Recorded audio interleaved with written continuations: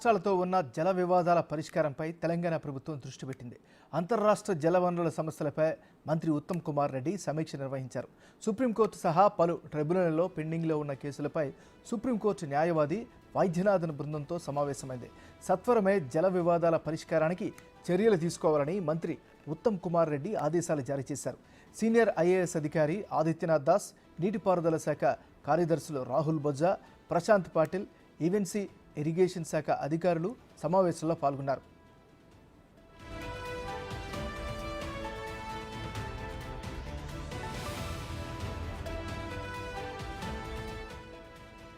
ఇతర రాష్ట్రాలతో ఉన్న జల వివాదాల పరిష్కారంపై తెలంగాణ ప్రభుత్వం దృష్టి పెట్టింది.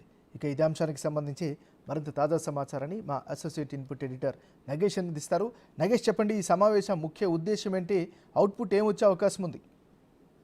ఖచ్చితంగా మొన్నటి జూన్ 2తో ఏదైతే ఉమ్మడి రాష్ట్రాలకు సంబంధించిన వివాదం కూడా సమస్యపోయే అవకాశం కనిపిస్తుంది. ఆంధ్రప్రదేశ్ లో కొత్త ప్రభుత్వం కూడా ఏర్పడింది.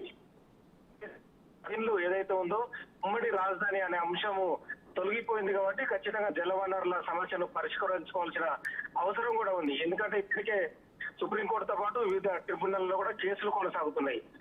ఎవరికి ఎంత వాటా రావాలనే దానిపైన ఇవాళ ఉత్తమ్ కుమార్ రెడ్డి సమీక్ష నిర్వహించారు. ముఖ్యంగా ఈ మధ్య ఆదిత్యనాథ్ దాస్ కూడా తను రిటైర్మెంట్ తర్వాత కూడా తెలంగాణ ప్రభుత్వంలో జాయిన్ చేసుకోవడం జరిగింది. ఎందుకంటే తనకు ఎక్స్పీరియన్స్ ఉంది. కేంద్ర ప్రభుత్వంలో కూడా చాలా కాలం పాటు పనిచేశాడు. ఈ జలవనరులకు సంబంధించి కూడా వివాదాలు పరిష్కరించడంలో కూడా అతను ఎక్స్పర్ట్ అని చెప్పి అతనికి ఒక పేరుంది. ఈ క్రమంలోనే ఆదిత్యనాథ్ దాస్ తో పాటు వైద్యనాథ్ను సుప్రీంకోర్టు న్యాయవాదితో ఇవాళ సమీక్ష నిర్వహించారు.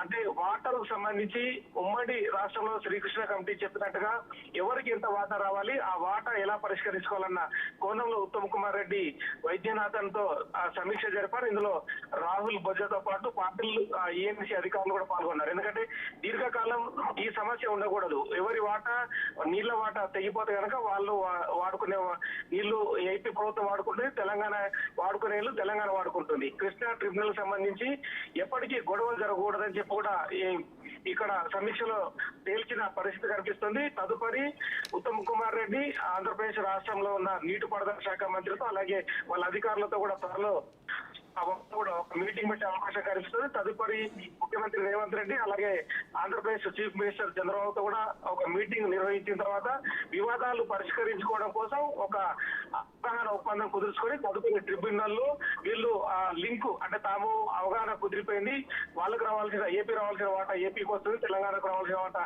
తెలంగాణకు వస్తుంది అని చెప్పి ఒక ఒప్పందం ద్వారా సుప్రీంకోర్టులో ఇటు ట్రిబ్యునల్లో కూడా వాళ్ళు పిటిషన్ వేసి పరిష్కరించే అవకాశం కనిపిస్తుంది.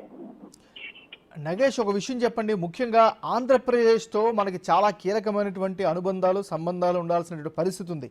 ఈ నేపథ్యంలో ఈ సెన్సిటివ్ ఇష్యూని ఏ విధంగా డీల్ చేసే అవకాశం ఉంది?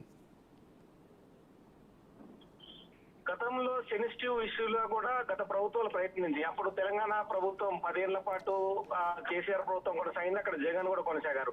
ఈ మధ్య కూడా ఎన్నికలకు ముందు కూడా ఒక వివాదం చెలరేగింది. నాగార్జున సాగర్ సంబంధించుకోవచ్చు, అక్కడ పోలీసులను పెట్టి మళ్ళీ అక్కడ బారికేడ్లు పెట్టడము, నీళ్లకు సంబంధించిన అంశాన్ని తెరపైకి తీసుకొచ్చారు. కానీ అవన్నీ కూడా ఎక్కడ పరిష్కారం దిశగా ముందుకు పోలేదు. ఖచ్చితంగా ఇప్పుడున్న ప్రభుత్వం మాత్రం ఎందుకంటే 10 ఏళ్ల ఉమ్మడి రాజధాని అనే అంశం తొలగిపోయింది కాబట్టి ఖచ్చితంగా జల వివాదాలు పరిష్కరించుకోవడంతో పాటు రెండు రాష్ట్రాలకు సంబంధించిన ఏవైతే అంశాలు ఉన్నాయో వాటాలకు సంబంధించిన అంశాలు కూడా తెలుసుకోవాల్సిన అగత్యం ఖచ్చితంగా ఏర్పడింది.